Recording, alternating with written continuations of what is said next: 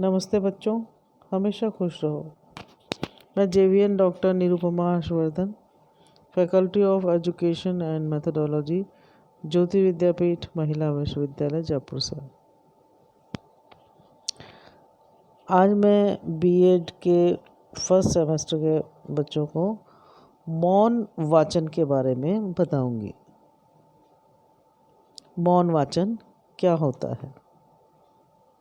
देखो बच्चों, जब बिना होठ हिलाए पाठ्य सामग्री को चुपचाप पढ़ा जाता है ना, कि जब कोई विद्यार्थी बिना होठ हिलाए पाठ्य सामग्री को चुपचाप पढ़ता है, यानी कि आँखों से देखकर उसके भावार्थ को समझता है, तो वह मौन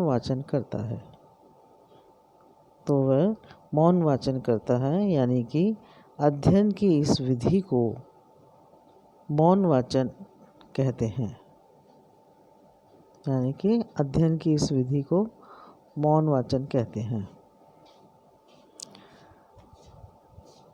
मौन वाचन मतलब चुपचाप पढ़ना और चुपचाप बिना आवाज़ किए और मन ही मन पढ़ना। मौन वाचन के भेद हैं। मौन वाचन के दो भेद हैं, एक तो गंभीर वाचन और दूसरा है द्रुत वाचन।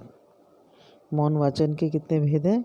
मौन वाचन के दो भेद होते हैं, एक तो गंभीर वाचन और दूसरा है द्रुत वाचन। द्रुत मतलब तेज जल्दी जल्दी पढ़ना। गंभीर वाचन क्या है कि गंभीर वाचन से तात्पर्य ये है कि गहनता से अध्ययन करना। जब हम किसी पाठ्य सामग्री की गहनता से जानकारी चाहते हैं तो उसे गंभीर वाचन कहते हैं।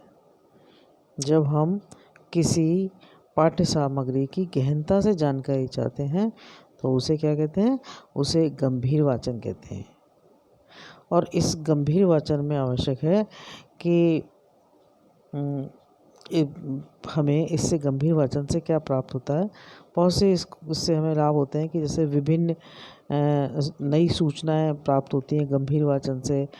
विषय वस्तु पर अधिकार होता है, भाषा पर अधिकार होता है और आनंद की प्राप्ति होती है। तो गंभीर वाचन से हमें ये चीज़ें प्राप्त होती हैं। और उसके बाद है द्रुत वाचन। पहला तो हो गया गंभीर वाचन और दूसरा है द्रुत वाचन। जब हम किसी अध्ययन सामग्री को विस्तृत रूप में पढ़ना चाहते हैं अथवा विस्तृत सामग्री को कम समय में पढ़ना चाहते हैं, ऐसी स्थिति में हम द्रुत वाचन करते हैं।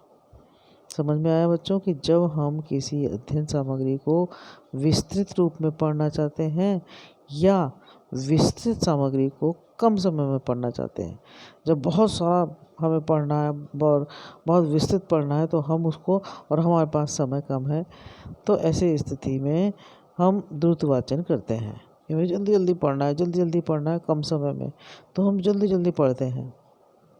ये कहलाता है द्रुत वाचन। भाई, गंभीर वाचन में पाठ्यक्रम के प्रत्येक शब्द को पढ़ना आवश्यक होता है।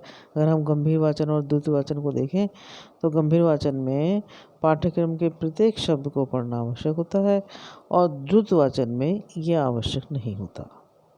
क्योंकि उसको जल्दी जल्दी विस्तृत सामग्री को हमें कम समय में पढ़ना है। और लेकिन गंभीर वाचन को अगर करना है तो उसको हमको एक एक शब्द को, प्रत्येक शब्द को पढ़ना ज़रूरी होता है, क्योंकि वो गंभीर वाचन है, उसमें गहनता से हमें विचार करना है।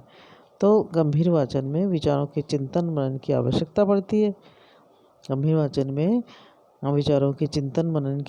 पड़ती है। जबकि द्रुत वाचन में सार तत्व पर बल दिया जाता है कि उसमें इसका सार क्या है। जल्दी जल्दी पढ़ लो, एक उपन्यास की समीक्षा है, उपन्यास है, पढ़ के और फिर बता देंगे इसका क्या कहानी का सार है या इसका कथा वस्तु का क्या सार है। तो द्रुत वाचन में इसकी आवश्यकता नहीं होती और वो उसका सार तत्व की बात की जाती है। हम अब बात करें तो मौन वाचन के ये जो हमने जाना कि मौन वाचन क्या होता है, इसके कितने प्रकार होते हैं। और अब बात करते हैं मौन वाचन के उद्देश्य की, कि मौन वाचन के क्या उद्देश्य होते हैं। मौन वाचन का उद्देश्य यह है कि विद्यार्थी वाचन की गति का विकास कर सके, साथ ही अध्ययन सामग्री का भाव, सार अथवा संवेदना ग्रहण कर सके। कि मौन वाचन का यही उद्देश्य होता है कि विद्यार्थी वाचन की गति को, क्योंकि अगर गंभीर वाचन कर रहा है तो भी वो देखेगा, उसकी वाचन की गति को देखेगा, और वो द्रुत वाचन कर रहा है तब भी वो अपने वाचन को देखेगा कि किस प्रकार से वाचन किया जाना चाहिए। तो मौन वाचन का उद्देश्य होता है कि विद्यार्थी वाचन की गति का विकास कर सकता है, साथ ही अध्ययन सामग्री का भाव, सार अथवा संवेदना ग्रहण कर सकते हैं, और अनावश्यक स्तरों को छोड़ते हुए मुख्य सूचनाओं और भावों को ग्रहण करते हुए पढ़ते जाना इनका उद्देश्य होता है। पठित सामग्री का केंद्रीय भाव ग्रहण करना भी इसका उद्देश्य है मौन वाचन का। और पठित सामग्री पर पूछे जाने वाले प्रश्नों का उत्तर दे पाते हैं इसको मौन वाचन करने के बाद। तो वो पठित सामग्री पर जो प्रश्न पूछे जाते हैं उसका आराम से उत्तर दे पाते हैं। तथ्यों, भावों और विचारों का चयन कर सकना और सार तत्व बता सकना भी उनके लिए आसान होता है। तो इसका उद्देश्य ये है कि विद्यार्थी इनको तथ्यों, भावों और विचारों को चयन कर सकें और सार तत्व को बता सकें।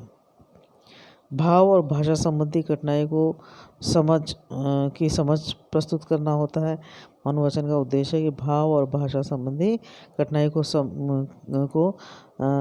समक्ष प्रस्तुत करना, कि भाई क्या भाव है, क्या इसकी भाषा संबंधी कठिनाई है, इसके समक्ष प्रस्तुत करना है। और अपरिचित शब्दों, लोकोक्तियों, मुहावरों के अर्थों का तात्पर्य समझ लेना है। इससे क्या होता है कि जब हम गंभीर वाचन करते हैं तो हम जो भी शब्दों, लोकोक्तियाँ और मुहावरों आदि का अर्थ जो है वो स्वयं समझ में आ जाता है, और उसका तात्पर्य स्वयं समझ लेता है। संधि, उपसर्ग, प्रत्यय आदि के द्वारा अर्थ को समझ लिया जाता है। मौन वाचन का उद्देश्य होता है कि इससे संधि, उपसर्ग, प्रत्यय आदि के द्वारा अर्थ को वो समझ लेता है कि इसका क्या अर्थ है।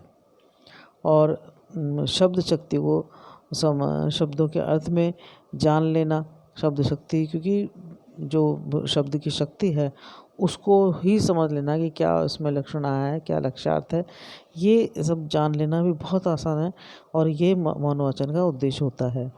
परिशिष्ट पुस्तक सूची और अनुक्रमणिका आदि का प्रयोग करना भी सीखना इसका उद्देश्य है। तो इस प्रकार बच्चों हमने जाना कि मौन वाचन क्या है, किसके कितने प्रकार हैं, और मौन वाचन के क्या उद्देश्य होते हैं। मुझे उम्मीद है कि आपको ये समझ में आया होगा, और यदि फिर भी कोई आपकी कोई जिज्ञासा है, कोई प्रश्न है, तो आप मुझे कमेंट बॉक्स में कमेंट कर सकते हैं, मैं उसका उत्तर दूंगी। जो सेशन था ये हमारे ज्योति विद्यापीठ के डिजिटल वर्जन 2.0 से हो रहा था। अगले वीडियो में मैं आपको अन्य टॉपिक के बारे में बताऊंगी। तब तक के लिए नमस्कार।